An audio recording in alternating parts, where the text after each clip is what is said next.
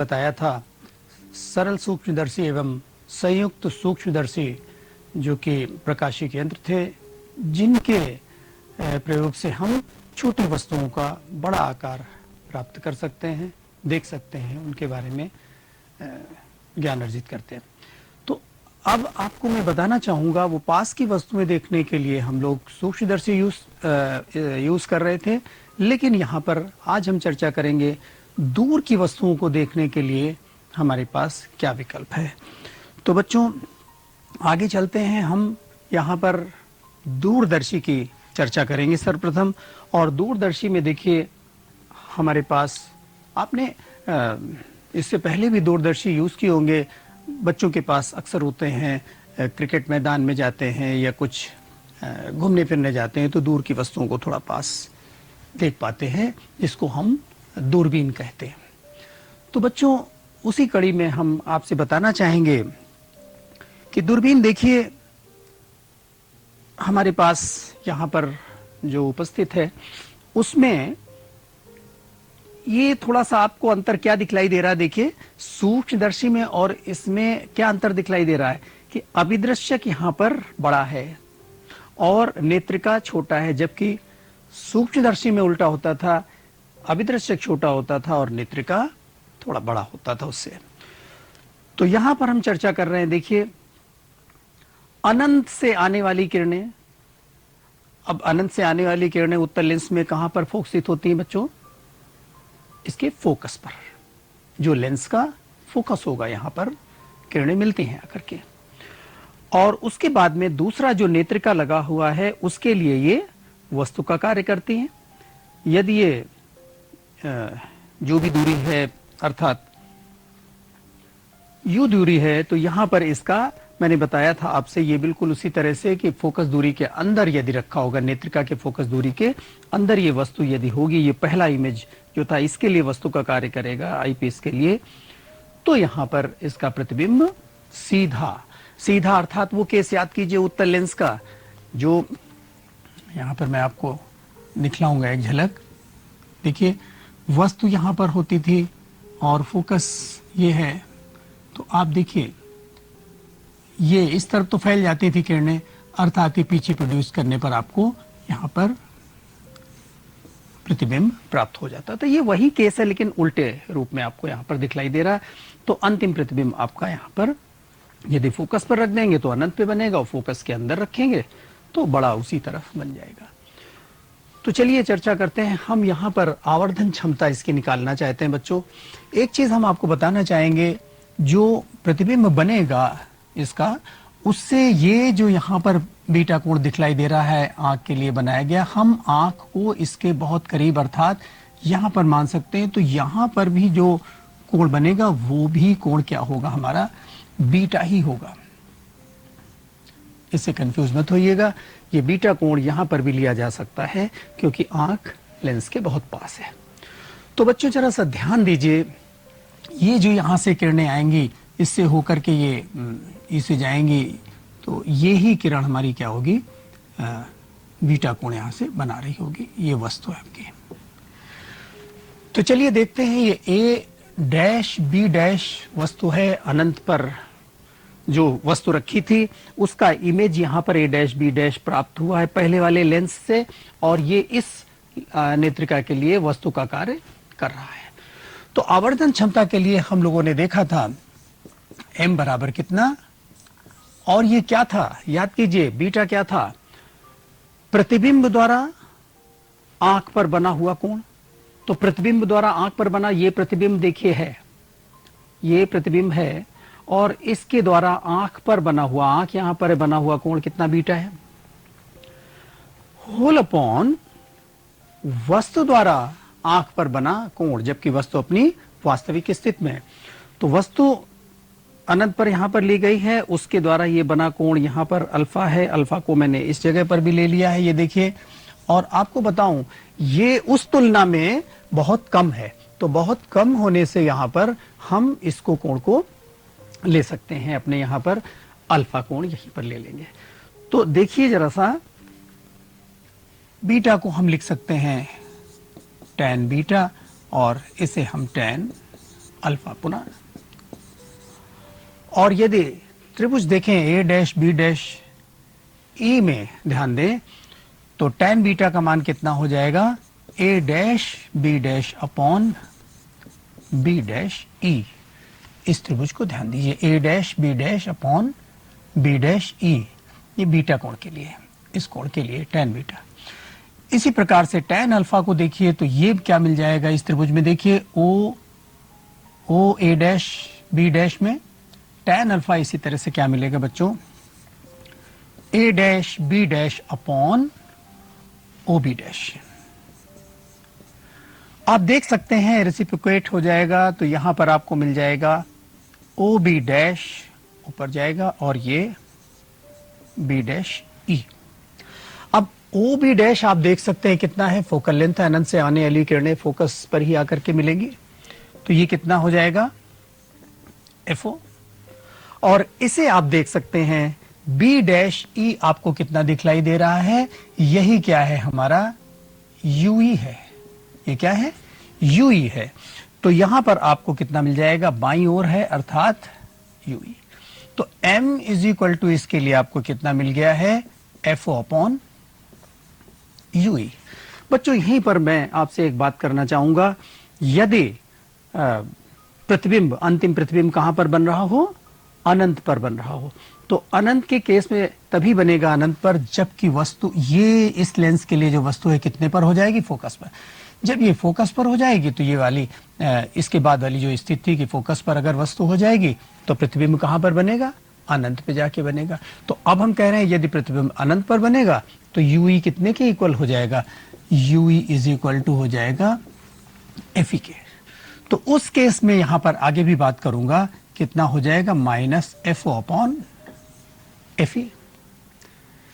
पिछली बार भी हमने UE को रिप्लेस किया था, तो देखिए इसे हम ऐसे भी लिख सकते हैं और इस प्रकार भी लिख सकते थे, 1 upon V minus 1 upon UE is equal to 1 upon FE देते हैं, तो ये माइनस D।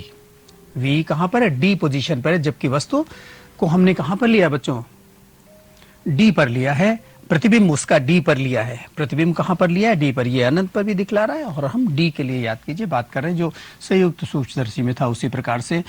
तो ऐसे में UE बाईं तरफ था बराबर FE ये इसका दाहिनी तरफ का, ये दाहिनी तरफ का FE लिया जाता है धनात्मक। तो अब आपको 1 अपॉन UE कितना मिल जाता है, 1 अपॉन FE, और ये उस तरफ जाएगा प्लस 1 अपॉन D। तो इस वैल्यू को अगर यहां पर हम रिप्लेस कर दें, देखिए इस जगह पर, तो हमें क्या मिल जाएगा, M बराबर माइनस FO 1 अपॉन UE के जगह पर आप क्या रख सकते हैं, 1 upon FE plus 1 upon D। FE को कॉमन ले लें तो देखिए FO अपॉन FE माइनस चिन्ह लगा हुआ है, यहां पर से कितना आ जाएगा, 1 प्लस FE अपॉन D। तो बच्चों ये इसका आवर्धन क्षमता का सूत्र आपको प्राप्त हो गया है, ध्यान दीजिएगा। आगे चलिए आपसे बताएं वही बात कि यदि अनंत पर प्रतिबिंब बन रहा होता तो उस समय पर आप इसे क्या लेंगे, सीधे सीधे M इज इक्वल टू, यदि अंतिम प्रतिबिंब कहां पर हो, अनंत पर बना हो, तो ऐसी स्थिति में क्या हो जाएगा, U is equal to FE हो जाएगा, अर्थात माइनस FO अपॉन ये जो आपने देखा था UE, तो UE को कितने से रिप्लेस कर देंगे, FE से रिप्लेस कर देंगे, ये आवर्धन क्षमता प्राप्त हो जाएगी। बच्चों ये आपने जो ये खगोलीय दूरदर्शी देखा, इसमें यहां पर कुछ लिमिटेशंस हैं हमारे पास में कि यदि हम ब्राइट इमेज चाहते हैं तो ज्यादा से ज्यादा उसमें लाइट जाए, और यदि बहुत ज्यादा लाइट जाने की हम व्यवस्था करें तो हमें उसका अपर्चर लेंस का बहुत बड़ा लेना पड़ेगा, जिसके लिए थोड़ी सी हमारे पास दिक्कत होगी। तो उसका समाधान यहां पर देखिए हमारे पास है परावर्ती दूरदर्शक का व्यवस्था आरेख आपको यहां पर दर्शाया गया है। अब परावर्ती ये दूरदर्शक जो जो हमारा है, जो ये दूरबीन हमारा है, इसमें क्या है बच्चों, ये आपको डायग्राम जो दिखलाया जाता है कुछ इससे इतर भी होते हैं, लेकिन मूल बात यहाँ पर आपको हम बता रहे हैं किस तरह से ये इसका आरेख जो आपको समझाया गया है।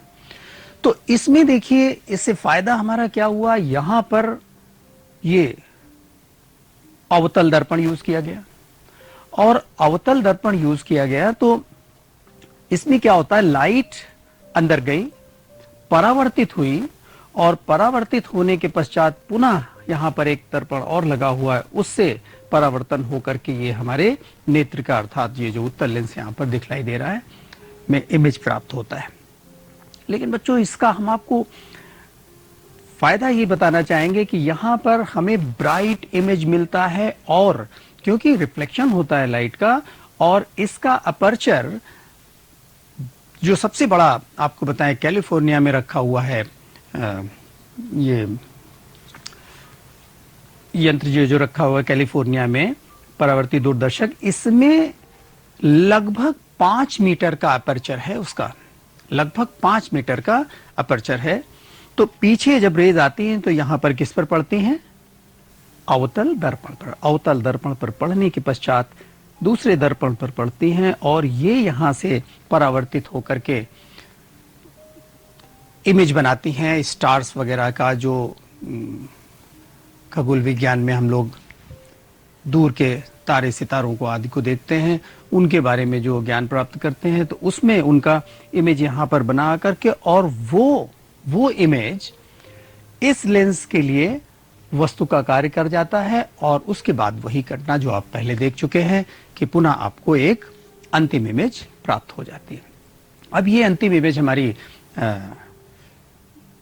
डी पर भी बनती है या फिर अनंत पर बनती है जाकर के। तो अनंत पर बनती है तो उसके लिए आपको यहां पर m दिया गया है, FO/FE ही होगा। और आपको बताना चाहूंगा कि ये जो FO है ये दर्पण के लिए है, दर्पण का फोकस दूरी है जो अंदर दर्पण यूज हुआ है, परंतु ये FE ये नेत्रिका का हमारा लेंस है, ये इसकी फोकस दूरी को यहां पर बता रहा। तो दर्पण और आप लेंस में अंतर समझिएगा, नाम में ही है इसका परावर्ती, अर्थात यहां पर अवश्य दर्पण यूज हो रहा है, और बाद में ये नेत्रिका जिससे कि हम इमेज को देख पाते हैं। तो यहां पर भी इस चीज को प्राप्त किया जा सकता है, परंतु आपके सिलेबस में यही बात है। और हम आपको बताना चाहेंगे कि ये बहुत ही इंपॉर्टेंट क्वेश्चन है परीक्षा की दृष्टि से। आजकल ये क्वेश्चन बहुत पूछा जाता है कि परावर्ती दूरदर्शक का व्यवस्था आरेख बनाइए। तो आप इसे बना करके इसकी आवर्धन क्षमता लिखेंगे, और इसका आप एडवांटेज भी जानेंगे कि क्या होता। मैंने बताया इसका एडवांटेज आपको कि बहुत, अगर जो अपवर्तक वाला होता, जो हमने भी यहाँ पर उत्तल लेंस वाला देखा था पीछे, तो उसका मतलब था कि उसमें बहुत बड़ा अपर्चर चाहिए। यहाँ पर इतना नहीं, क्योंकि उसमें लाइट ज़्यादा ब्राइट इमेज पाने के लिए इतना बड़ा अपर्चर बहुत मुश्किल है बनाना, लेकिन यहाँ पर ये संभावना होती है हमारी। दूसरी बात आपको मैंने बताया कि ये कैलिफोर्निया में व्यवस्थित है। एक और बात आपको मैं बताऊंगा यहाँ पर बहुत ही खास होती है कि जब इमेज बनता है बच्चों, तो अलग अलग रंगों का आप देखते हैं कि अलग अलग जगहों पर परावर्तन होता है, या अगर लेंस का केस है तो वॉयलेट की ज़्यादा टर्निंग हो जाएगी, रेड की कम होगी। तो यदि मान लीजिए कि ये रेज आ रहे थे तो संभव है कि वॉयलेट पहले मिल जाए और रेड थोड़ा सा दूर चले जाएं, क्योंकि उसकी टर्निंग कम होगी। तो ये रंगों का जो तितर बितर हो जाना, ये चीज़ भी इसमें दूर हो जाती है। इसको आप पुनः आगे पढ़ेंगे, क्रोमेटिक एबरेशन इसको हम लोग कहते हैं। तो देखिए जरा सा आगे हम अब बात करेंगे आपने 1 भाग, 2 भाग, 3 भाग, ये जो 5, 6 ये सब पढ़े थे, इसमें आपने तरह तरह के फॉर्मूले, सूत्र सब देखे थे। उन पर थोड़ी चर्चा हम यहाँ पर बेसिक कॉन्सेप्ट क्लियर करने के लिए कुछ सवालों के माध्यम से आप लोगों से करना चाहेंगे। तो देखिए, एक प्रश्न है हमारे सामने बच्चों। यहाँ पर मैं एक चीज और आपको बता देना चाहता हूं कि देखिए जरा सा, इस जो, और बल्कि इसमें देखिए आप, इसकी जो लंबाई है, मैंने लंबाई की आपसे बात सूक्ष्मदर्शी में भी की थी, यहां पर भी करना चाहूंगा। तो लंबाई इसकी कितनी होती है? एफओ, ये तो आप देख ही रहे हैं। और ये क्या था? यूई था, ध्यान दीजिए, ये यूई था। और यूई एफई में बदल जाएगा यदि वस्तु कहां पर है, प्रतिबिंब कहां पर बन रहा है? अंतिम प्रतिबिंब अनंत पर बन रहा है। तो उस केस में ये क्या हो जाता? कितना? एफओ प्लस एफई, ये इसकी कुल लंबाई हो जाती। इस बात को थोड़ा सा ध्यान में रखेंगे। तो चलिए हम अपने सवालों की तरफ चलते हैं। सबसे पहले हमारे पास एक प्रश्न यहां पर है, दूरबीन के अभिदृश्यक की फोकस दूरी अर्थात एफओ बराबर कितना दिया है? 144 सेंटीमीटर, तथा नेत्रिका की फोकस दूरी एफई कितना है? 6.0 सेंटीमीटर। आवर्धन क्षमता कितनी है? तो आवर्धन क्षमता एफई एफओ दिए हुए हैं, तो कितना होगा? माइनस एफओ अपॉन एफई से। तो ये देखिए आपके पास प्राप्त हो जाएगा कितना? ये 24 आपको प्राप्त हो गया है, माइनस चिन्ह के साथ में। ठीक है, 6 से आपने 12, यहां पर 6 2 जा 12 एंड 6 4 जा 24। दूसरा ये भी कह रहे हैं अभिदृश्यक तथा नेत्रिका के बीच पृथक्कन दूरी। तो दूरी कितनी हो जाएगी बच्चों? देखिए, एफओ प्लस एफई से, तो कितना एफओ आपके पास है? 144 है, और प्लस ये 6 अर्थात 150 सेंटीमीटर दूरी हो जाएगी। ठीक है, हम यहां पर बच्चों ये भी बता देना चाहते हैं, ये समझ के चल रहे हैं कि अंतिम प्रतिबिंब कहां पर बन रहा है? अनंत पर बन रहा है। तो अनंत पर जब बन रहा है तो उस समय पर लंबाई ये ही होगी, प्रश्न में जैसा कि दृष्टिगोचरित है। आगे चलते हैं बच्चों, हमने यहां पर और भी प्रश्न लिए हैं, जरा इन पर भी बात करते हैं। देखिए, कुछ आपका पिछली बातें आपकी रिकॉल हो जाएंगी, ध्यान में आएंगे। यदि किसी माध्यम से निर्वात में संपूर्ण आंतरिक परावर्तन के लिए, आप जानते हैं आंतरिक, जो संपूर्ण आंतरिक परावर्तन होता था, टोटल इंटरनल रिफ्लेक्शन, उसमें क्या होता था? सघन से विरल माध्यम में जाते थे। वही बात यहां पर कही जा रही, क्रांतिक कोण कितना है? इतना है। तो माध्यम में प्रकाश का वेग क्या होगा? तो सबसे पहले हम देखते हैं कि n बराबर कितना हुआ करता था? 1/sin IC, critical angle. अर्थात n बराबर हमें कितना प्राप्त होगा? 1/sin 30 डिग्री, जैसा कि बोला गया है, यहां पर क्रांतिक कोण है। तो n बराबर 1/1/2 अर्थात 2 प्राप्त हो गया आपको। अब ये n क्या था? ये n यहां पर था डेंसर मीडियम का अपवर्तनांक रेयर की तुलना में। तो इसे हम लिख सकते हैं c/v। v अर्थात प्रकाश का वेग निर्वात में या वायु में और उस माध्यम में। तो यहां पर ये इतना है, अर्थात v बराबर c/2। और आप c का मान जानते हैं, 3 × 10⁸ मीटर पर सेकेंड, अर्थात ये कितना हो गया? 1.5 × 10⁸ मीटर पर सेकेंड। ये आपको प्राप्त हो गया उस माध्यम में प्रकाश का वेग। तो उस माध्यम, उस डेंसर माध्यम में प्रकाश का वेग कम भी है, देख सकते हैं, होना भी कम चाहिए था, जो हम लोगों ने बात देखी थी। आगे चलते हैं, वायु के सापेक्ष जल तथा कांच के अपवर्तनांक क्रमशः इतना है। देखिए जरा सा, जल का अपवर्तनांक आप कैसे लिखेंगे? Water with respect to air कितना दिया हुआ है? 4/3। और कांच के लिए ये दिया हुआ है, देखिए, तो कांच का glass with respect to air, और ये दिया है 3/2। अब क्वेश्चन है कांच का जल के सापेक्ष अपवर्तनांक ज्ञात कीजिए। ध्यान दीजिए, प्रश्न क्या कह रहा है, आपको फाइंड करना कांच का जल के सापेक्ष, और इसे आप कैसे लिखेंगे आप जानते हैं। ये दोनों मान आपको दिए ही हुए हैं, तो देखिए कितना 3/2 और ये यहां पर 4/, अर्थात ये हो जाएगा 9/8। आसान है बच्चों, ये चीजें आपको याद आ रही होंगी, इन पर और प्रैक्टिस कीजिएगा और समझ में आएंगी बातें।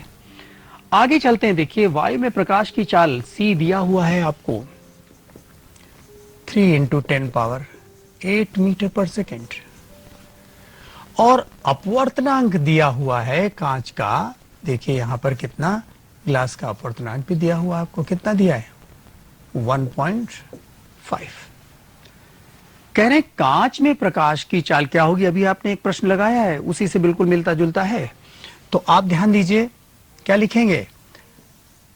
इससे आप लिखेंगे c प्रकाश की चाल और उस माध्यम में प्रकाश की चाल। तो ध्यान दीजिए जरा सा, कितना हो जाएगा, इसको आप v को सब्जेक्ट बनाएंगे तो c अपॉन इतना लिखेंगे।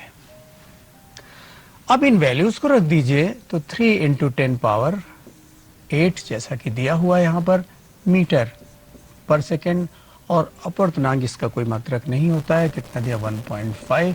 ये देखिए यहां से कैंसिल हो जाएगा 2 टाइम्स, अर्थात 2 × 10⁸ मीटर पर सेकेंड ये हो जाएगा। तो ध्यान दीजिए बच्चों, यहां पर आगे चलते हैं। एक और प्रश्न हमने आप लोगों को लेंस मेकर्स फॉर्मूला बताया था, वहां पर देखिए क्या बताया था। पहले क्वेश्चन देखिए, एक समतल उत्तल लेंस में उत्तल लेंस की वक्रता त्रिज्या 10 सेंटीमीटर है। लेंस की वक्रता त्रिज्या कितनी, उत्तल लेंस की 10 सेंटीमीटर, और लेंस की फोकस दूरी 30 है। तो फोकस दूरी हमारे पास 30 है, और लेंस के पदार्थ का अपवर्तनांक क्या होगा। अर्थात यदि हम आपसे थोड़ी सी बात करें तो देखिए प्रश्न में दिया हुआ है समतल उत्तल, तो ये एक तरफ समतल है और दूसरी तरफ उत्तल है। तो ध्यान दीजिए, समतल के लिए हमने आपको बताया था, ये तो फोकस दूरी इसकी क्या होगी, वक्रता त्रिज्या क्या होगी, समतल के केस में अनंत होगी। और हमारे पास जो फॉर्मूला है वो क्या कह रहा है, 1/f n-1 पदार्थ का अपवर्तनांक है, और 1/r1 - 1/r2। बच्चों देखिए यहां पर फोकल लेंथ कितनी दी है, 30 सेंटीमीटर दिया हुआ है। चलिए 30, n आपसे पूछा गया है, r1 मैंने कहा इस पहले पृष्ठ का त्रिज्या अनंत यहां पर, और दूसरा पृष्ठ ये बाईं तरफ हो जाएगा। ध्यान दीजिए, तो बाईं तरफ के लिए क्या हो जाएगा, माइनस में चिन्ह लेना पड़ेगा, और ये कितना दिया है, वक्रता त्रिज्या 10 सेंटीमीटर, अर्थात 1/-10। अब ध्यान दीजिए यहां पर 1/30 = n-1, और ये 1/10, क्योंकि 1/∞ क्या होता है, 1/∞ कितना होता है, 1/1/0, तो अर्थात 0 जब करें 0, तब 1/∞ नॉट डिफरेंट 0 होता है। तो यहां पर बच्चों ये क्या प्राप्त हो गया हमें, देखिए 3 अर्थात n-1 = 1/3, तो n = 1/3 + 1, तो ये कुल मिलाकर के हो गया 4/3। तो पूछा गया था पदार्थ का अपवर्तनांक क्या होगा। ध्यान दीजिए इस प्रश्न पे, बहुत बढ़िया प्रश्न था। एक आगे और हमारे पास प्रश्न है, यहीं पर हम बच्चों आपको अपनी छोटी सी एक बात भी बताएंगे कि फ्लिंट कांच के लिए बैंगनी एवं लाल, बैंगनी के लिए ये देखिए दिया हुआ है अपवर्तनांक इतना, अर्थात ये दिया हुआ है हमें NV, और लाल रंग के लिए ये दिया हुआ है NR। अब बच्चों यहां पर हमसे पूछा गया है पदार्थ की विक्षेपण क्षमता। तो पदार्थ की विक्षेपण क्षमता देखिए क्या होती है। पदार्थ की विक्षेपण क्षमता को हम लोग दिखलाते हैं। एक्चुअली देखिए, जरा सा ध्यान दीजिए बच्चों, ये प्रिज्म, ये प्रकाश की किरण, श्वेत प्रकाश आपको यहां से गया, इसमें यहां पर आप देख सकते हैं कि वॉयलेट की टर्निंग ज्यादा हुई, रेड की कम हुई। और यदि ये देखा जाए तो रेड इतने कोण पर और वॉयलेट इतने कोण पर, अर्थात इन कोणों का जो विक्षेपण है या कोणीय विक्षेपण जिसको हम कह रहे हैं, किसके लिए, वॉयलेट और रेड के लिए कोणीय विक्षेपण। तो ये एंगल हमारा कितना, थीटा। तो वर्ण विक्षेपण क्षमता को यदि हम ओमेगा से दिखला रहे हैं, देखिए वर्ण विक्षेपण